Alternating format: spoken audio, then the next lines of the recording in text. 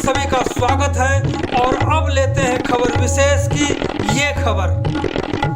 आज पार्लियामेंट में भारत सरकार का बजट पेश हो रहा है।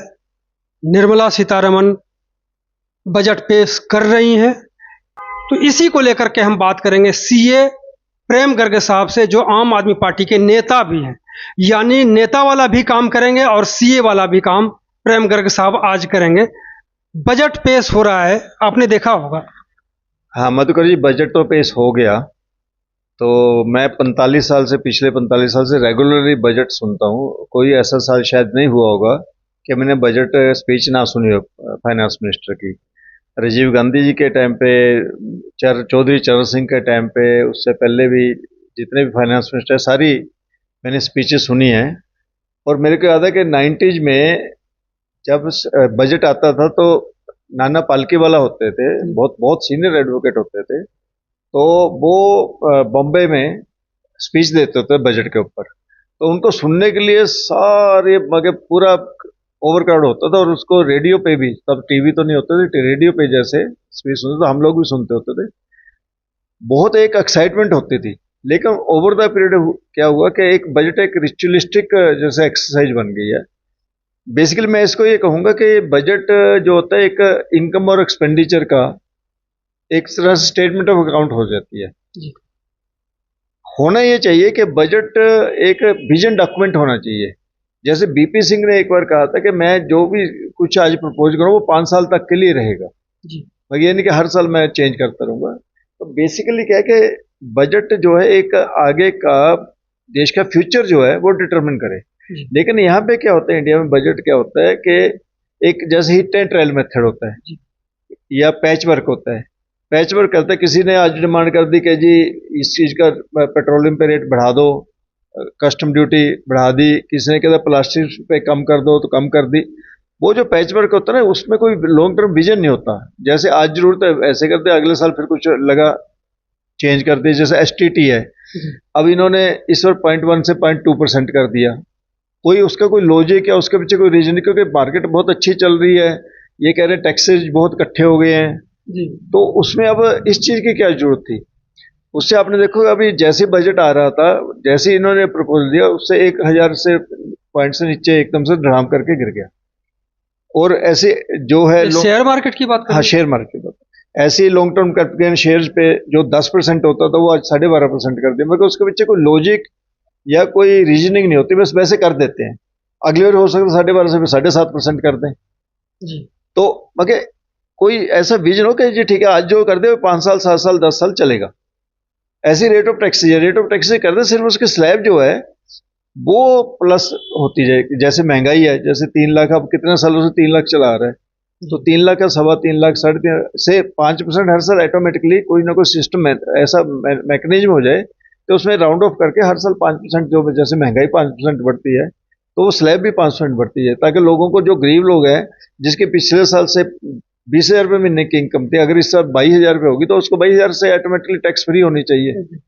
तो ये कुछ चीजें हैं जो कि पैच वर्क की जगह लॉन्ग टर्म सोल्यूशन होना चाहिए। और मेरा ये है कि हमेशा ये कहना है कि इनकम टैक्स एक्ट और जीएसटी एक्ट जो है वो इतने ज्यादा सिंप्लीफाई हो चुके कि आपको एक राह चलते इंसान को, एक बिजनेसमैन को, एक फैक्ट्री ओनर को, सबको खुद समझ आनी चाहिए, ना कि वो सीए के पास जाना पड़े उनको।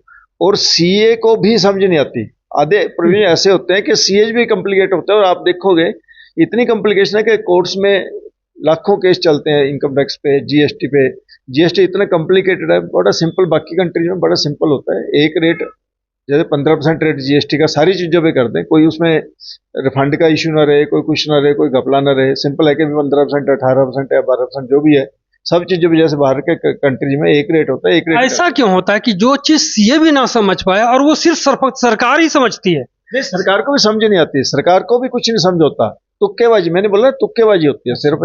ये हिट एंड ट्रायल मेथड है कि चलो इसको थोड़ा सा प्लस कर दो, इसको थोड़ा, ताकि एक वो हाइप सी बना दें। जैसे आपने देखा फाइनेंस मिनिस्टर लेके चलता है, फोटो खिंचवाता है कि इसमें कोई बहुत बड़ा पंडोरा बॉक्स खुलेगा, कोई जादू की वो निकलेगी, लेकिन निकलता आखिर में जब स्पीच खत्म होती है वही का वही।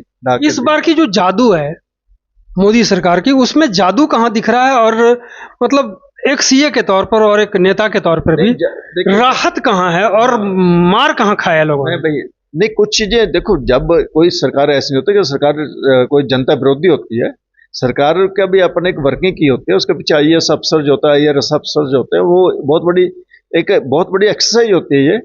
तो उसमें ये नहीं कि मैं कहूंगा कि बजट, आईएएस की तो सैलरी इतनी होती है कि उनको महंगाई से कोई मतलब ही नहीं है। महंगे, लेकिन उनको देश की तो चिंता होती है, अफसरों को देश की चिंता होती है। आफ्टर जो देश है वो अफसर चलाते हैं, पॉलिटिशियन कभी नहीं चलाते।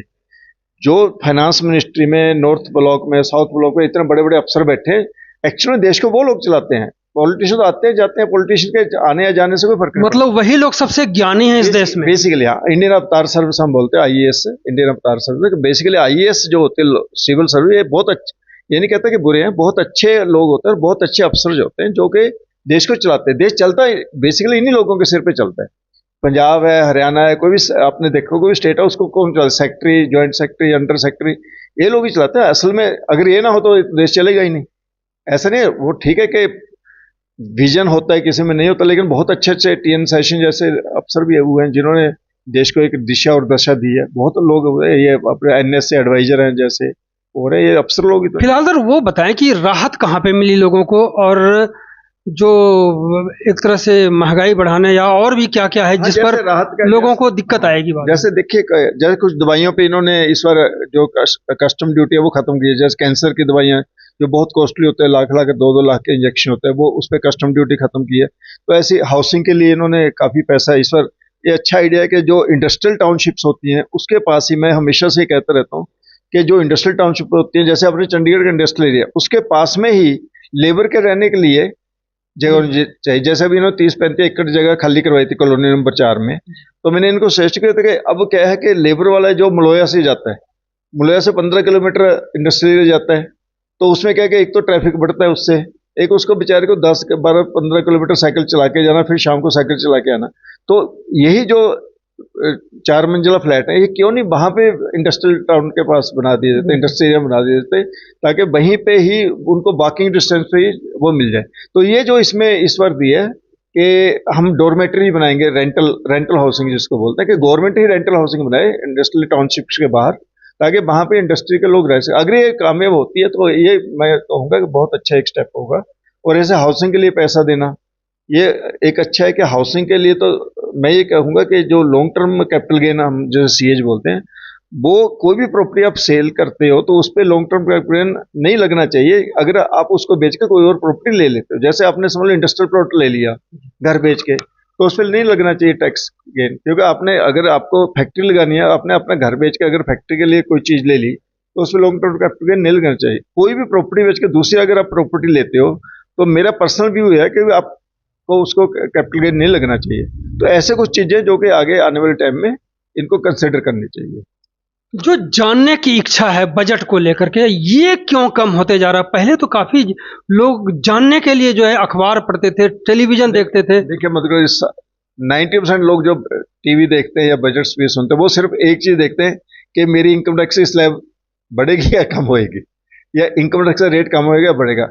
बाकी चीजों से किसी को कोई लेना देना नहीं होता कि कृषि के लिए कितना बजट रखा, फ्लड्स के लिए कितना, जैसे इस वक्त बिहार और आंध्र प्रदेश के लिए बड़ा स्पेशल, क्योंकि उस पर सरकार टिकी हुई बिहार और आंध्र प्रदेश पे, नायडू जी और नीतीश बाबू पे, इसलिए उनके लिए बिहार और आंध्र प्रदेश के लिए बहुत अच्छा इन्होंने काफी कुछ लिखा है।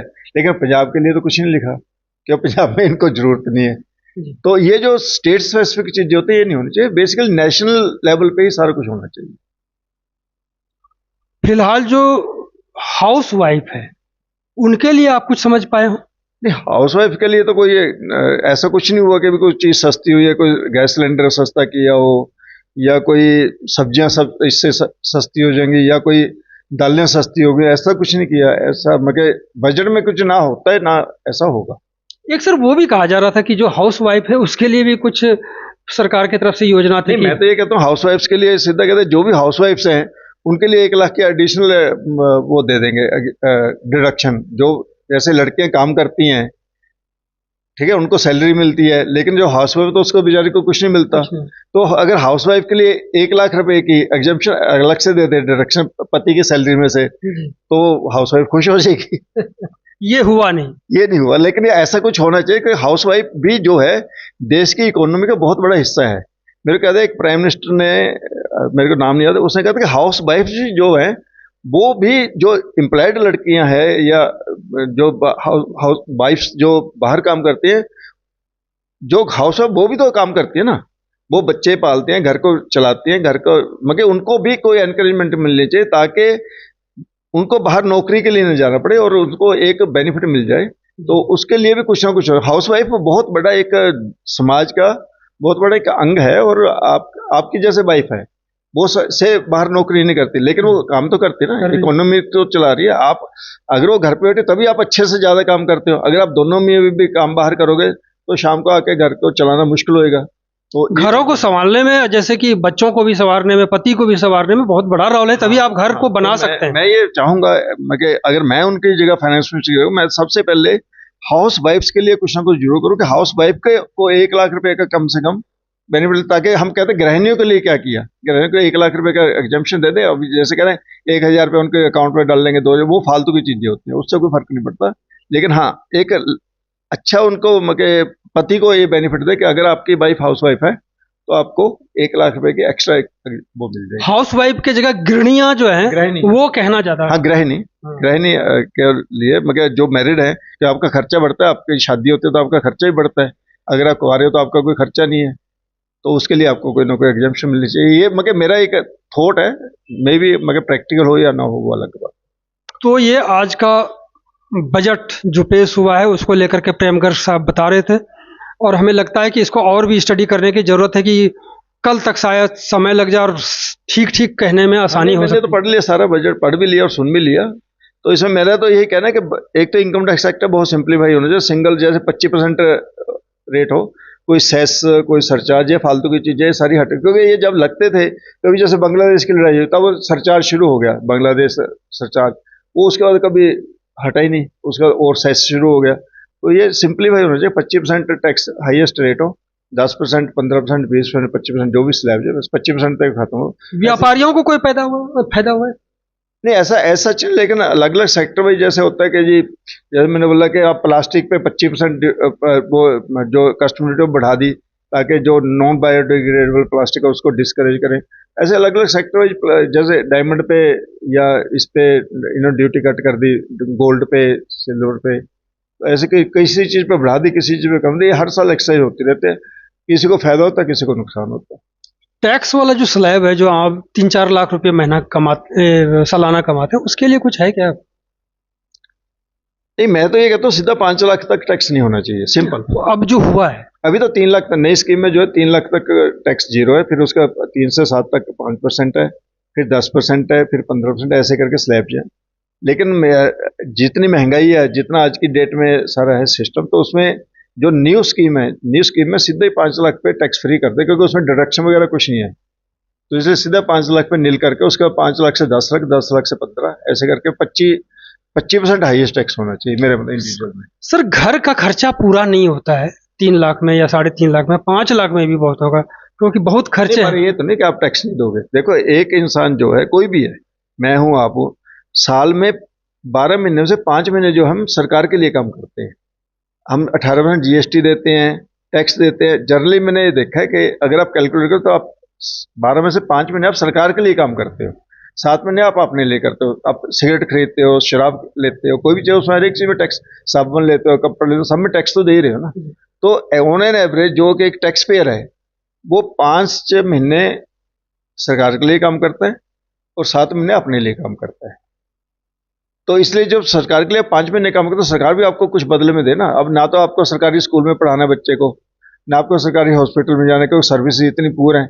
अब जो टैक्स पेयर है वो तो प्राइवेट हॉस्पिटल में जाएगा या प्राइवेट स्कूल में अपने बच्चे को पढ़ाएगा, तो उसको फायदा कोई नहीं होता।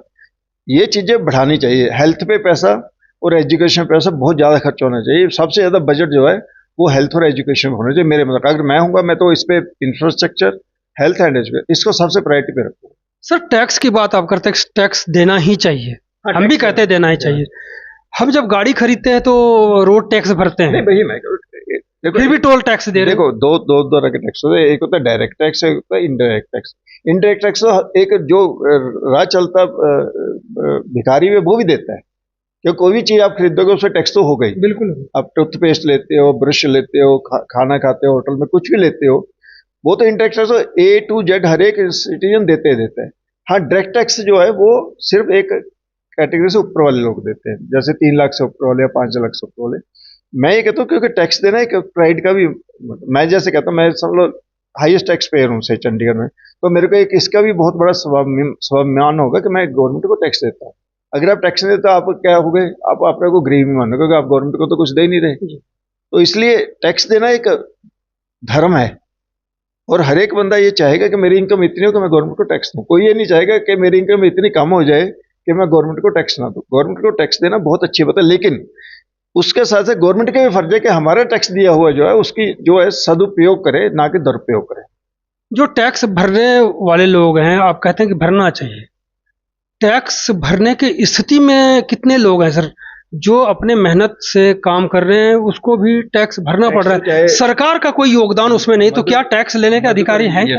हाँ, देखो सरकार चाहे निकम्मी हो चाहे अच्छी हो, लेकिन सरकार तो चलानी ही पड़ेगी ना, सरकार तो बनानी पड़ेगी। आप बिना सरकार के तो पुल नहीं बना सकते, रोड नहीं बना सकते, बड़े बड़े जो बिल्डिंग है वो तो सरकार ही बनाएगी ना, हम तो नहीं बना सकते। अगर मैं अकेला हूँ, मैं अकेला कुछ, टोल ब्रिज तो सारे निजी लोग ही बना रहे हैं। बेसिकली इसके पीछे बैकग्राउंड क्या है, जब हम गुफाओं में रहते थे या कबीलों में रहते थे तो उस वक्त क्या होता था कि कुछ बनाने के लिए कुछ नहीं होता था, कि वो तो कुछ बना नहीं सकते थे। अब जैसे गंगा है, यमुना है, नहरें हैं, इनके किनारे बनाने थे या ब्रिज बनाने थे, रोड बनाने थे, तो उस वक्त धीरे धीरे धीरे ये चीज आई, एवोल्यूशन जिसको हम बोलते हैं, कि इकट्ठे होकर कोई काम किया जाए, जिसको हम सोसाइटी वर्क कहते हैं।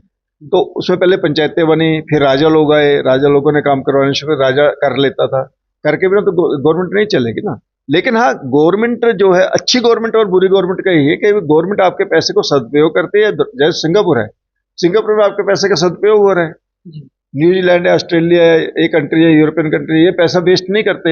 हमारे देश में वो जैसे राजीव गांधी कहते हैं कि 100 में से 85 पैसे तो पहले वेस्ट हो जाते हैं, 15 पैसे लगते हैं। अगर वही 85 पैसे लगने लग जाए और 15 पैसे वेस्ट हो तो बहुत अच्छी बात है, जो संभव नहीं है फिलहाल। नहीं संभव है, कोई अच्छे ईमानदार लोग हो, 4 लोग ईमानदार ऊपर बैठ जाएं तो सब कुछ संभव हो जाएगा। यही प्राइम मिनिस्टर, राष्ट्रपति, मिनिस्टर्स, ये लोग अगर 100% ईमानदार हो तो हो ही नहीं सकता। अब दुबई कैसे बना? दुबई में एक राजा ईमानदार है तो दुबई को इतना बढ़िया बना दिया, दुनिया का सबसे सर्वश्रेष्ठ इकोनॉमी बना दी। ऐसा कुछ नहीं है, इच्छा शक्ति होनी चाहिए और ईमानदारी होनी चाहिए तो सब कुछ होता है। ये जो वोट बैंक पॉलिटिक्स है इंडिया में, एक्चुअली हमारी हर एक चीज जो है ना पॉलिसी, वो वोट बैंक को देख के बनते हैं, वो गलत है। तो वो गलत है।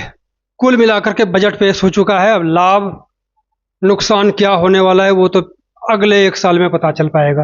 धन्यवाद। नहीं, पता तो आज से ही पता है कि होना कुछ नहीं, यही चलता रहता है। भुगतने के बाद ज्यादा पता नहीं, हर आप एक काम करना चाहिए, बेसिकली जो पिछला बजट है उसको एनालाइज करें कि पिछले बजट में हमने क्या कहा था, उसको कितना इंप्लीमेंट किया, उससे पता लगेगा कि बजट जस्ट एक अर्थमेटिक एक्सरसाइज है और कुछ नहीं। एक्शन टेकन रिपोर्ट जो कहते हैं। हाँ, एक्शन टेकन रिपोर्ट कह लो इसको। यस, धन्यवाद आपका।